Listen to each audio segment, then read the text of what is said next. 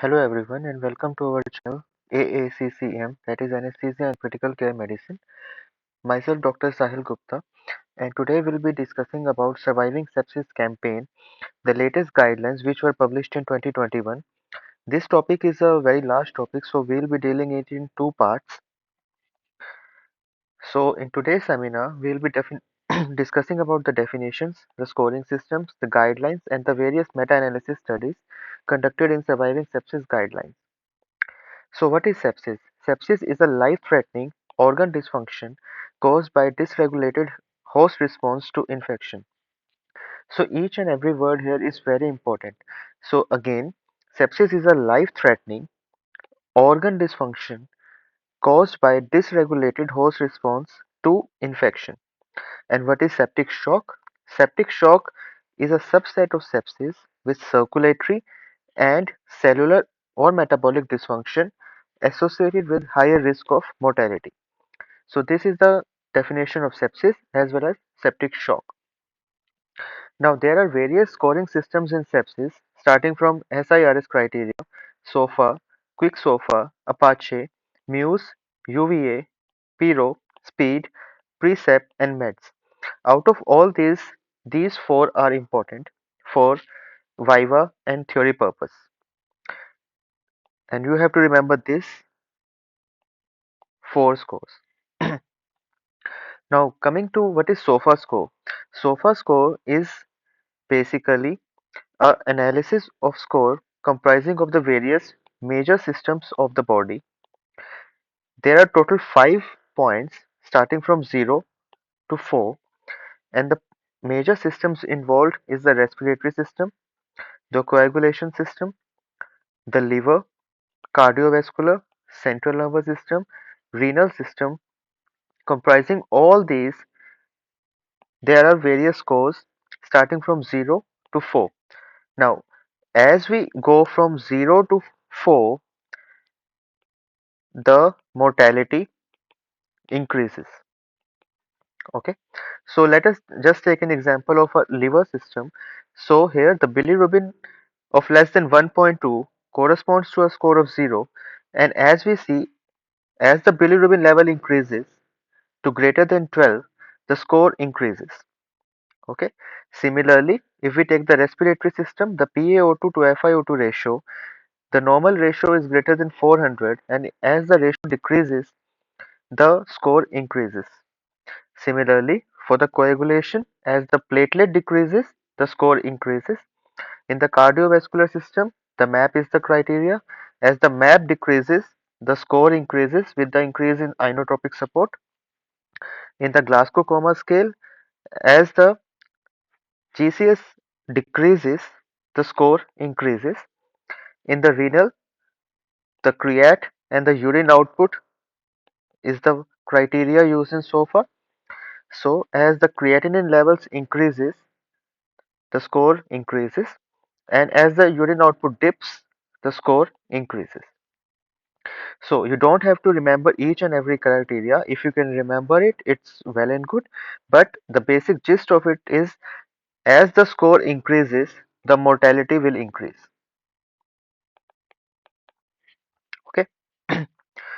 Now, there is another score called Quick SOFA, which comprises of three major system analysis: the CNS, that stands for Altered Mental Sensorium; the respiratory, with a respiratory rate of greater than 22; and circulatory system, that is systolic blood pressure less than 100. Now, if the point is 0 or 1, it is not a high risk candidate, and if it's 2 or 3, it is a high risk candidate. This test is basically used for screening at bedside evaluation, maybe ward, maybe emergency department. Okay, coming to what is SIRS. SIRS stands for Systemic Inflammatory Response Syndrome, is an exaggerated defense response of the body to a noxious stress. Now, the stress here can be infection, trauma, surgery, acute inflammation, ischemia, reperfusion, malignancy, and etc. And then eliminate the endogenous or exogenous source of an insult. Now, the original SIRS criteria was the body temperature less or equal to 38 degrees Celsius. So it can be hypothermia or hyperthermia, heart rate of greater than 90, respiratory rate of greater than 20, or PaCO2 levels of less than 4.3 kilopascals, and leukopenia or leukocytosis. Okay, this was the original SIRS criteria. Now, what is the comparative study of different scores? Okay, there was a meta-analysis in the low and middle economic countries which suggested that the sensitivity and specificity of all the scores is low. Okay, they compared many scores like Quick SOFA with SIRS, Quick SOFA with Muse, and many other studies were conducted. All those came to a conclusion that there is not a single score which ultimately identifies with accuracy patients with suspected infection or sepsis and the clinical condition. Okay, so amongst the scores readily available at hand, SIRS could be applied to first screening to identify the patients, followed by quick SOFA, Muse, or UVA scores based on published performance indicators. Okay, so the point here to be remembered is that not a single score is sensitive or specific enough to give us the actual mortality and morbidity of sepsis. Now, the sepsis or the septic shock comprises of screening, initial resuscitation, diagnosis, antimicrobial therapy, source control, fluid, vasoactive medications, and other parameters like corticosteroids, blood products, immunoglobulins, anticoagulation, mechanical ventilation, sedation, glucose control, renal replacement therapy, bicarbonate therapy, venous thromboembolism prophylaxis, stress ulcer prophylaxis, nutrition, and goals of care. So, we'll be dividing septic shock into two classes. So, in today's class, we'll be dealing all about the this part, and in the second, we'll be dealing about these parameters. Now, coming to the first part, what are the recommendations of 2020 guidelines? So, they recommended using a performance improvement program for sepsis, including sepsis screening for acutely ill and high risk patients. And again, they recommended against using Quick SOFA compared to SIRS or Muse as a single screening tool for sepsis and septic shock, as we discussed earlier. Now, for screening, they recommended that you have to measure the blood lactate levels. So, the normal blood lactate level is between 1.6 to 2.5 millimoles per liter. And there was a change in the 2018 update to 2016 guidelines of Surviving Sepsis campaign where they changed the 3R bundle to 1R bundle. Okay, so what is a 1R bundle? They collaborated that in the first hour of presentation of the patient, you have to measure the lactate levels, obtain the cultures prior to the administration of antibiotics, then administer the antibiotics, begin rapid administration of 30 ml per kg crystalloids, and apply vasopressors along with fluid resuscitations to maintain the MAP of greater than 65. This was the major change here.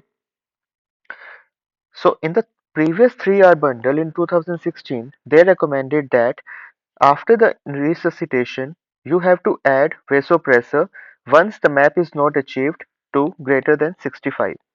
Now in the 2018, in the first R bundle, they suggested that you can simultaneously at, uh, attach or you can simultaneously use vasopressors if the map is not greater or equal to 65 millimeters of mercury even after 30 ml per kg crystalloid resuscitation. Okay, so there was a study where they in 2016, where they saw that with increased levels of lactate levels, the 24 and 48-hour mortality increases. Okay, and the p-value was very significant.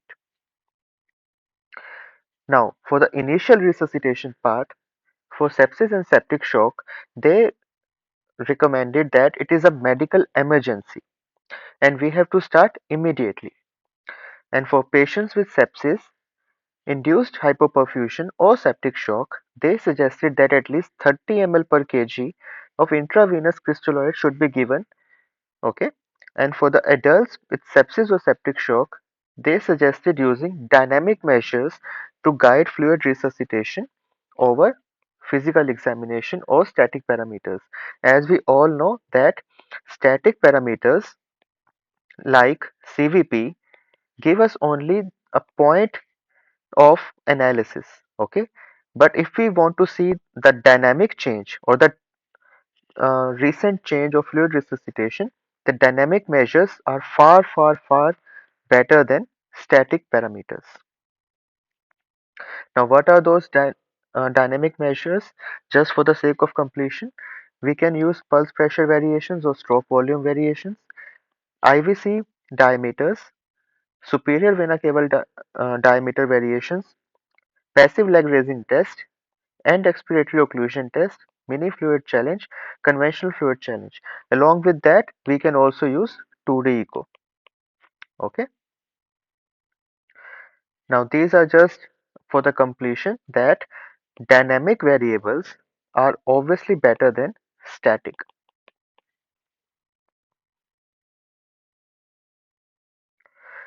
Now they suggested that for guiding resuscitation, serum lactate should be used. Okay, and told they told that you have to measure the serial levels of lactate to guide for adequate resuscitation. Now, during acute resuscitation, serum lactate should be interpreted considering the clinical context and other causes of elevated lactate. Now, this point is very important because you may encounter a patient of lactate greater than 15 also on an arterial blood gas analysis, but he can also present with seizures. So, the increase in lactate level here is due to seizures and not due to sepsis. I'm not saying that a patient of seizures cannot have sepsis as an other component, but the primary defect here will be seizures. Okay, and for adults with septic shock, they suggested to measure capillary refill time to guide resuscitation as an adjunct to other measures of perfusion. Now, there was a trial which was Andromeda shock trial where they defined that how to measure the capillary refill time. So the capillary refill time was measured every 30 minutes and then hourly after normalization for 8 hours.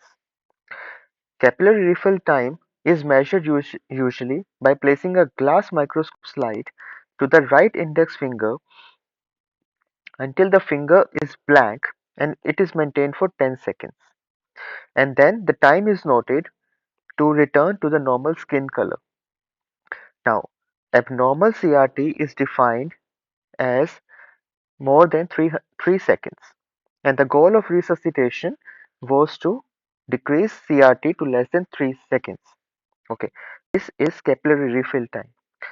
So this is how we measure the capillary refill time, that this is a glass mi microscope and you have to blanch the distal part.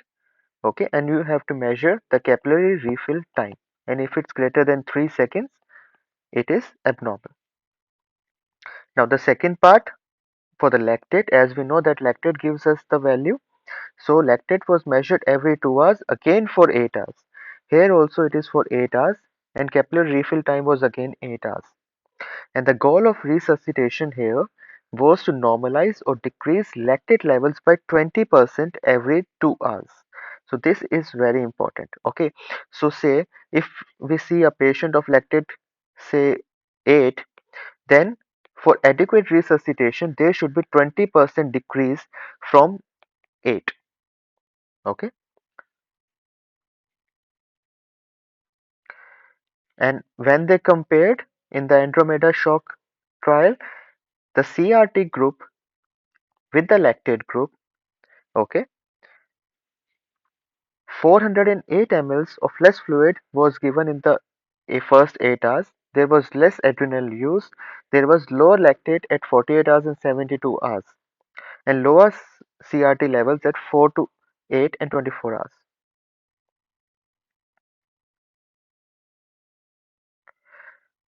So, exclusive use of CRT is a possible alternate to lactate as resuscitation target in sepsis, especially in resource-poor settings where lactate measurement is not readily available. And in our practice, we use the combination of lactate clearance as well as capillary refill time. Now, coming to a very important uh, point, that is early goal-directed therapy. Back in 2001, by a famous trial by Dr. Rivers, they defined what is early goal-directed therapy. So, goal-directed therapy has been used for severe sepsis and septic shock in ICU. This approach involves the adjustment in the capillary preload, afterload, and contractility to balance the oxygen delivery with oxygen demand. Now they had set the end products and the end goals, which were CVP of 8 to 12, mean arterial pressure of 65 to 90, urinary output of greater than 0.5, and central venous oxygen saturation of greater than 70 within the first 6 hours. Now this is a basic early goal directed therapy. Okay, we will be dealing it maybe in another class or something, because if we go on to talk about early goal directed therapy, it will take another 1 hour. But the point here to be remembered is that you have to take the lines, the arterial, the central, and then you have to guide according to the end targets which we have dealt here. So coming back to that famous trial by Dr. Rivers, they concluded that early goal-directed therapy provides significant benefits with respect to outcome in patients with sepsis and septic shock. Now, there were many trials which tried and suggested that the early goal-directed therapy may not be significant enough to spend our times on taking central or arterial lines. So the famous trio of trials were the Process, the Promise, and the Arise trial. All these trials suggested that, so what they did in these trials is like they divided the groups into two parts. Okay, the one where they gave early goal directed therapy to the patients, and the other where they gave standard fluid resuscitation, and they concluded that patients did not have a significant differences in 90-day mortality, 1 year mortality, or need for organ support. So this was a major challenge which was given by Trio to Dr. Rivers, and which changed our medicine to that we should not wait while taking the arterial or the central lines. Instead, we are wasting our crucial time for the initial resuscitation. Furthermore, when they retrospectively studied all these trials, they concluded that the amount of initial resuscitation given to these patients in both the groups was approximate to 30 ml per kg. Again, corroborating that there is no significant differences while the patient is given early goal directed therapy or standard care. So again, this was a promise trial suggesting the same therapy.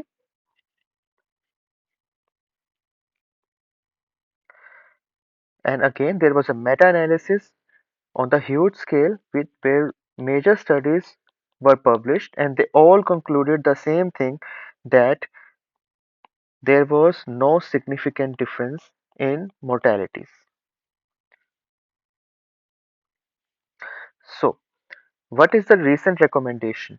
For the patients of sepsis or septic shock who require ICU admission, they suggested that the patient to be shifted to ICU within 6 hours, and delayed admissions of critically ill patients from the emergency department to the ICU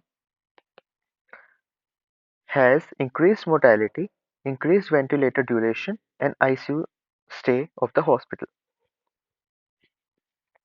These are the study which suggested that with each hour delay of transport from ED to ICU, there is 1.5% increase in mortality. Another study of 50,000 patients admitted to the ICUs sorry, suggested that there is a significant increase in mortality. Now, coming to infections and antibiotics, they recommended that we have to continue our search and we have to continue re-evaluate for the alternative diagnosis and discontinue empiric antimicrobials if an alternative care of illness is demonstrated. So again, after taking cultures, we have to administer antimicrobials immediately, as we discussed that it is an emergency within 1 hour of recognition. This was a major change in 2021.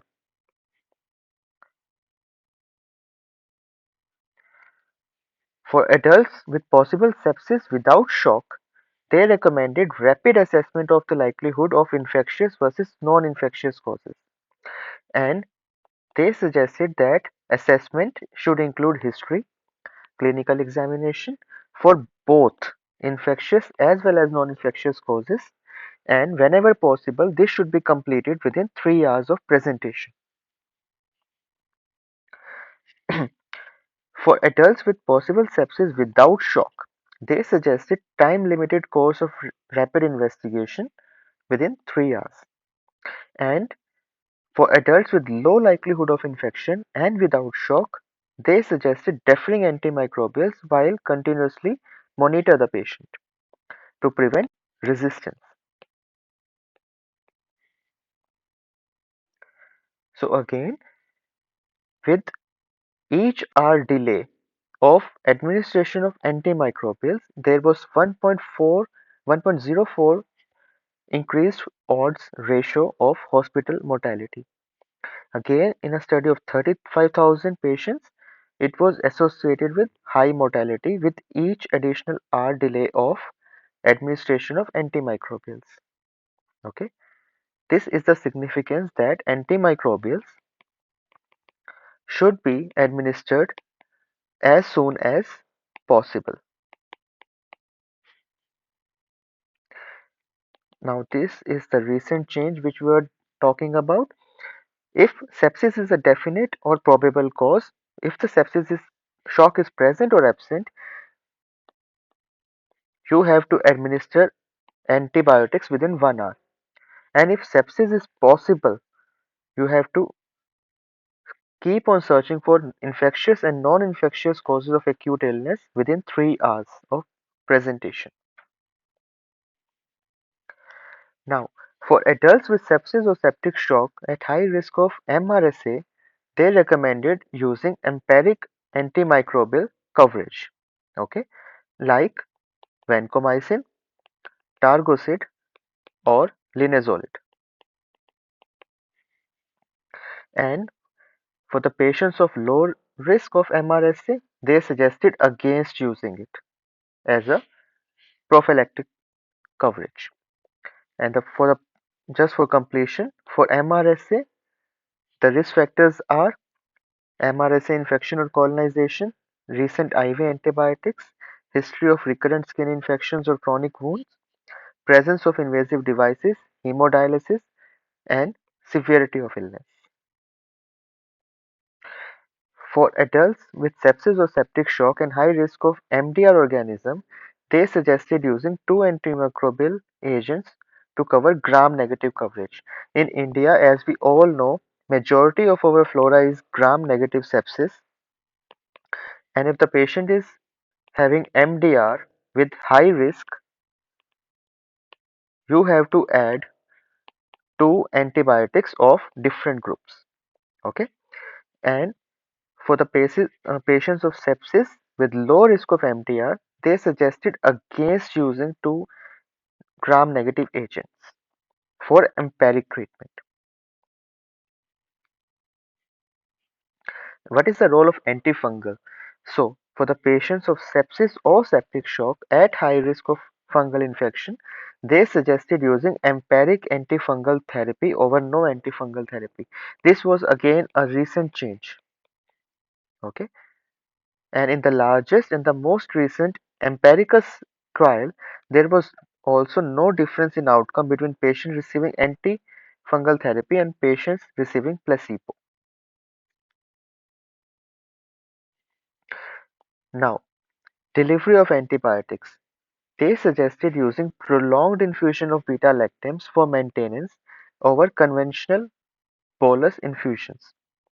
And you have to check for the pharmacokinetic and pharmacodynamic responses of the drugs as well as the body's response to the drugs, and we have to keep on altering the dosage. For adults with sepsis or septic shock, we recommend rapidly identifying or excluding specific anatomical diagnosis of infection that requires emergent source control. Again, this is very important point that if a patient is having, say, a diabetic foot, which is which requires which is having a gangrene and which requires a surgical debridement, you have to control the source here. Or if a patient is having a outsided follies or outsided, say, internal jugular vein cannulation, sorry, you have to remove it or you have to change it for source control. Now, for adults with sepsis or septic shock, they recommended prompt removal of intravascular access devices as we discussed. They suggested daily assessment of de-escalation of antimicrobial therapy, which is called antibiotic stewardship.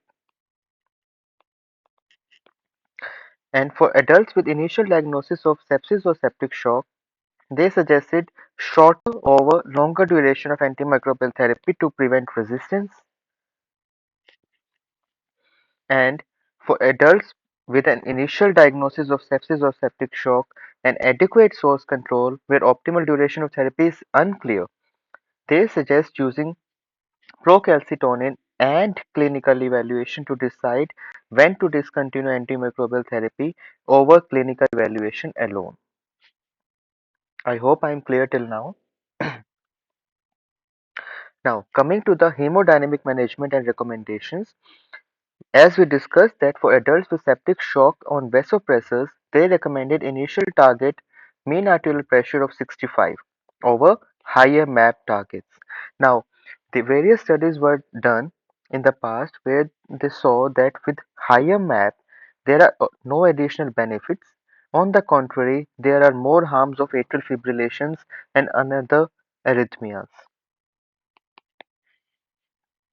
So, we have to maintain a MAP of around 65. In a meta-analytic study of measuring vasopressors and the map of different targets, they concluded that the short-term mortality, the long-term mortality, the use of renal replacement therapy and ventilator-free days does not change or have little difference even with higher maps. On the contrary, the complications of limb ischemias, supraventricular arrhythmias, ventricular arrhythmias, myocardial ischemias, mesenteric ischemias are higher with higher maps. So, They concluded that maintaining a MAP of around 65 is acceptable to maintain adequate tissue perfusion.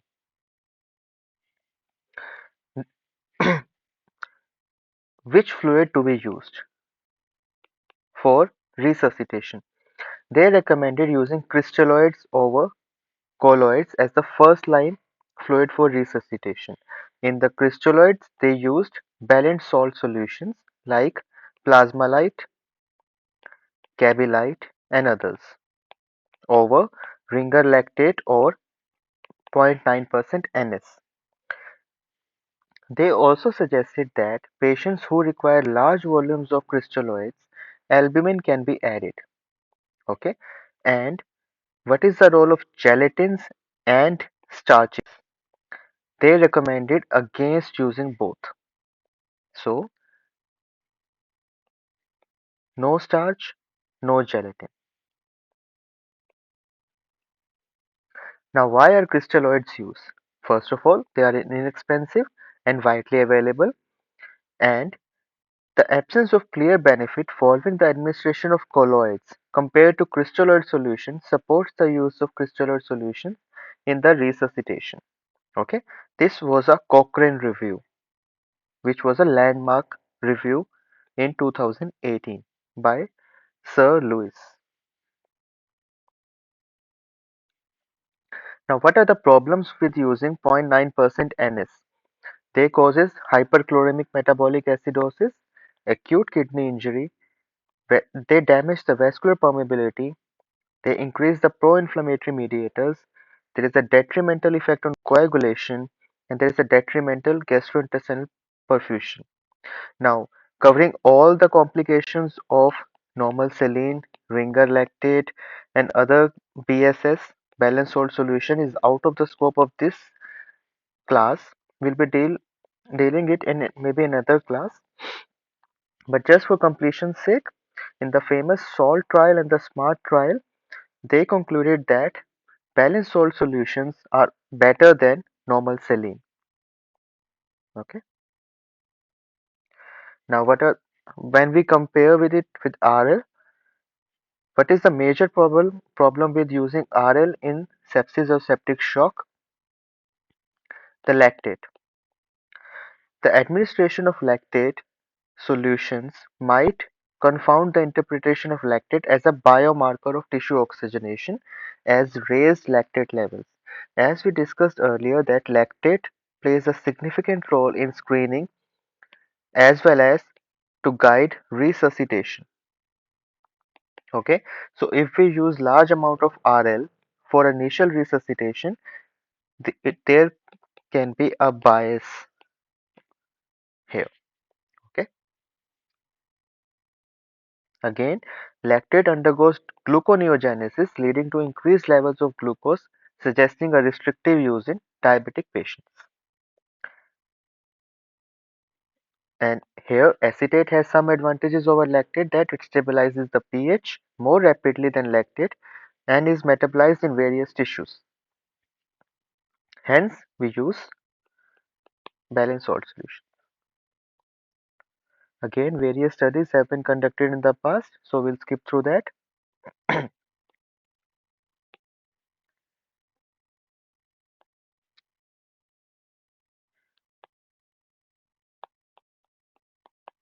All these studies, there was no significant difference, and there were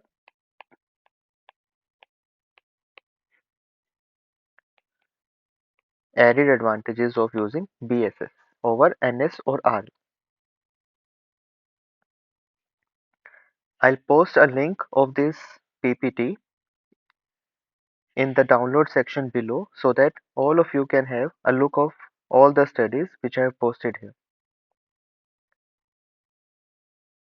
Now, coming to the role of albumin, as we discussed that the patients who require large volumes of crystalloids for resuscitation, albumin can be added. Okay, but using sole albumin versus crystalloid, there was no difference in 30-day, 90-day mortality. or there was need for RRT between the groups. Okay, so you have to initially resuscitate the patient at 30 ml per kg with crystalloids using balanced salt solution, and if the patient is again showing inadequate resuscitation by measuring the capillary refill time or the serum lactate levels, you can add albumin to that. This was a famous LBS trial which concluded that albumin replacement in addition to crystalloids, as compared to crystalloids alone, did not improve the survival of 28-90 days in patients of severe sepsis. Again, for the hydroxyethyl starch, they suggested that there is a high risk of death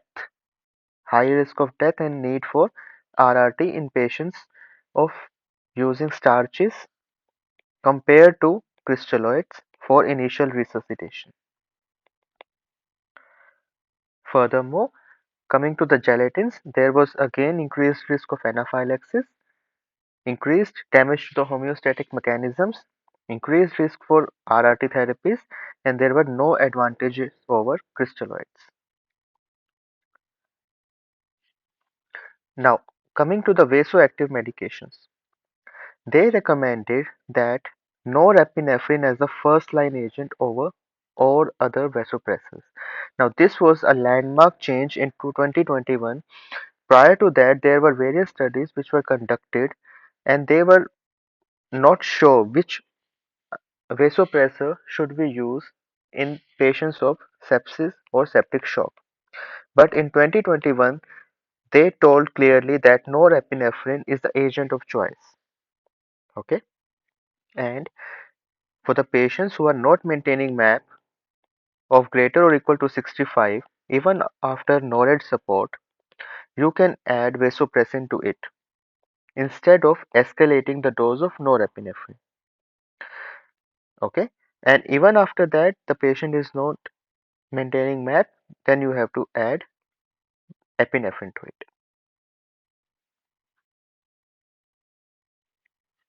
Coming to the inotropes, for patient of septic shock with cardiac dysfunction, they suggest either adding dobutamine to norepinephrine or using epinephrine. So you have to use norepinephrine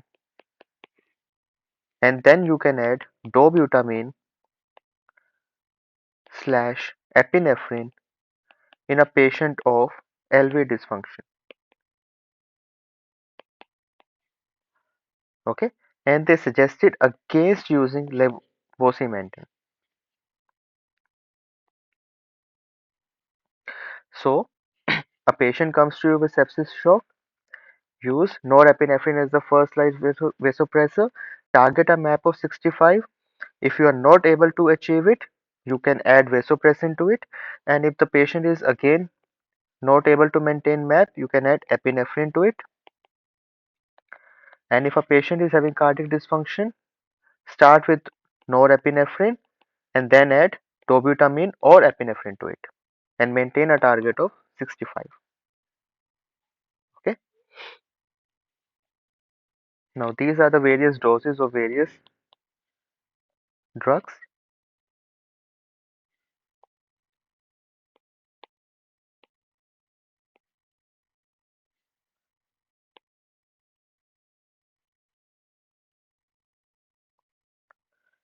Now, why do we say that we have to use norepinephrine? Okay. So when we compare norepinephrine versus dopamine, there was lower mortality and lower risk of arrhythmias. Okay, and when we compare vasopressin and norepinephrine, they concluded that for a combination therapy or there were no significant difference between vasopressin and norepinephrine in 28-day mortality.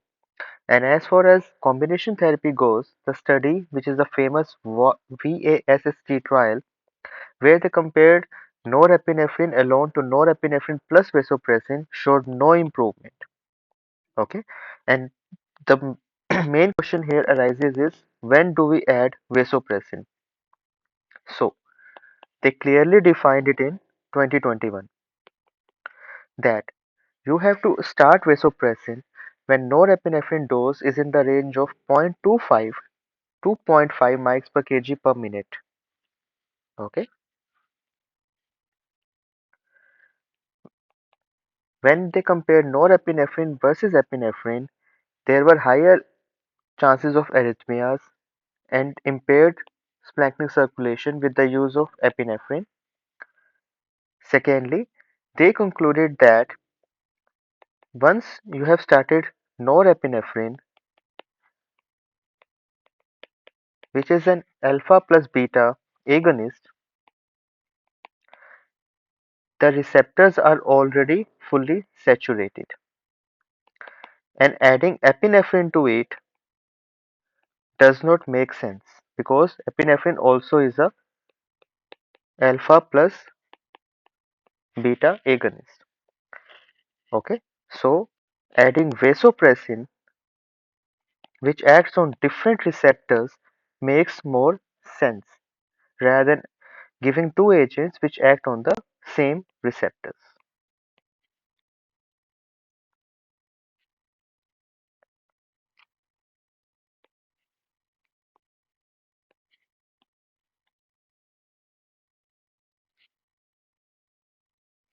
Now, what are the role of angiotensin 2, terlipressin, and celepressin? Studies are being conducted here, and maybe in future we might use angiotensin 2, terlipressin, celepressin in the new guidelines of sepsis or septic shock. But as for now, there is limited availability and no concrete studies to substantiate the results. Now, what is the role of dobutamine? Dobutamine, as we discussed, comes role into LV dysfunction, where myocardial dysfunction happens because of sepsis.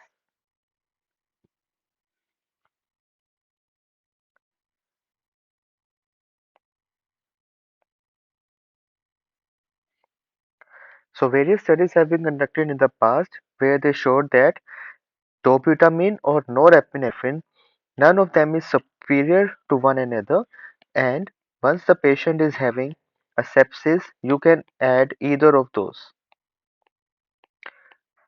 as we discussed earlier.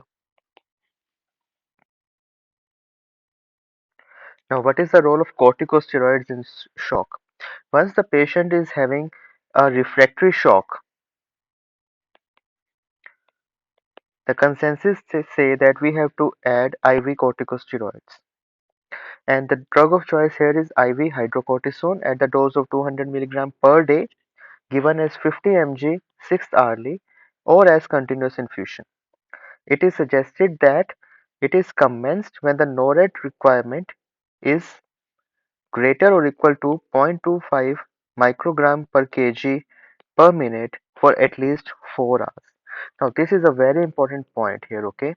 According to the recent guidelines, we have to add corticosteroid if the patient is having refractory shock.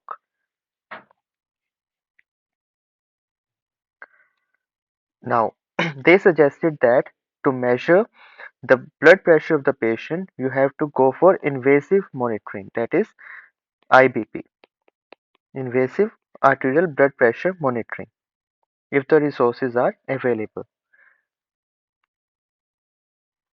Now, there is a consensus that using invasive lines can cause ischemias or damage to the tissues, but in a systematic review, they concluded that the risk of limb ischemia or bleeding was less than 1% for radial and less than 1% for femoral catheters.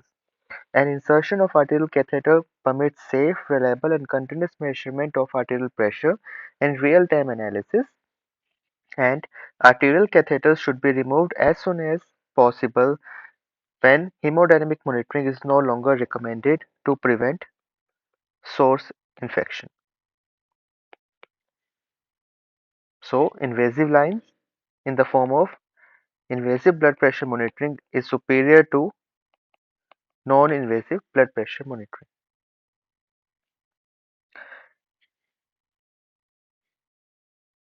Now, this was a very important point again, that you do not have to wait to put in a central venous access to start for vasopressors in case of sepsis or sepsis shock.